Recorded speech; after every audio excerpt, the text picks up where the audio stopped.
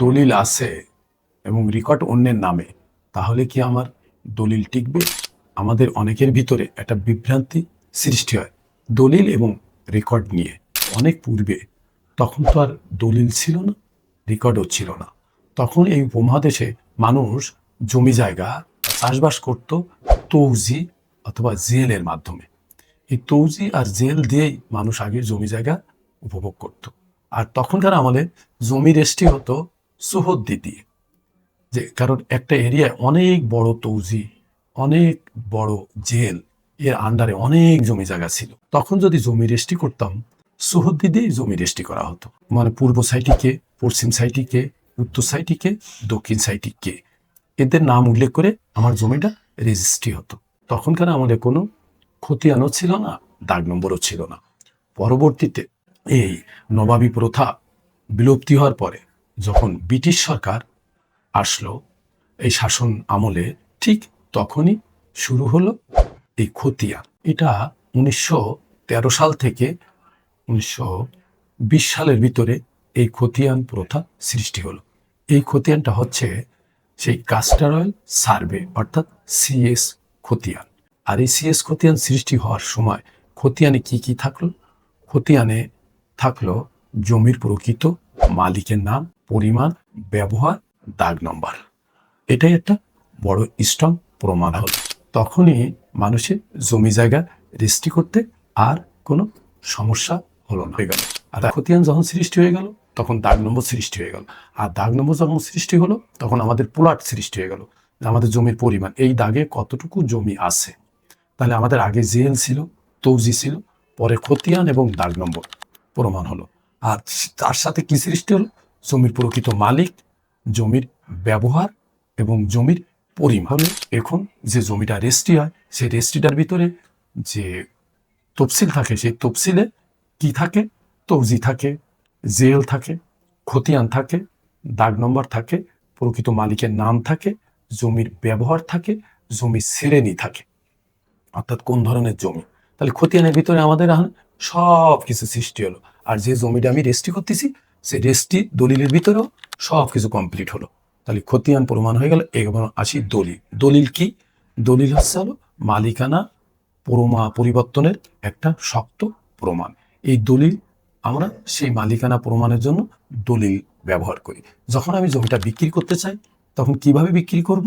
সেই বিক্রি করার জন্য ডিট অফ এগ্রিমেন্ট হয়, একটা দলিল হয়। সেই দলিল কোথায় হয়? সাব রেজিস্ট্রি অফিসে যেয়ে রেজিস্ট্রি করে একটা দলিল হয়। সেই দলিলে কি উল্লেখ থাকে? এই খতিয়ানগুলো উল্লেখ করে, মালিকানা ধারাবাহিকতা উল্লেখ করে দলিল তৈরি করা হয়। আর এই দলিল যদি না থাকে তাহলে মালিকানা প্রমাণে খুব কষ্ট হয়। তাই দলিল মালিকানা প্রমাণের জন্য যথেষ্ট। দলিলের 1 নম্বর কাজ হচ্ছে আমি যে প্রকৃত মালিক তার একটা প্রমাণ হচ্ছে দলিল। আর দলিল যদি না থাকে তাহলে আমার সেই মালিকানা প্রমাণ থাকলো না। আর দলিলের কাজ হচ্ছে যদি কখনো কোনো সময় এই জায়গা জমি নিয়ে ঝামেলা হয়, গ্যাঞ্জাম হয় বা কেস হয়, তাহলে কোর্টে একটা শক্ত প্রমাণ।